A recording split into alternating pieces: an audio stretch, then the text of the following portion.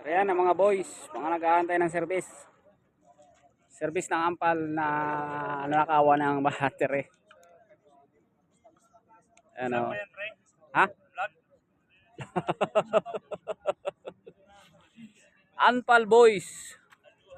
Halo. Walang kaming wala kaming wala daw battery yung sasakyan na nanakawan kaninang umaga. Kaya tambay muna ang mga Anpal boys ito sa labas ng gate.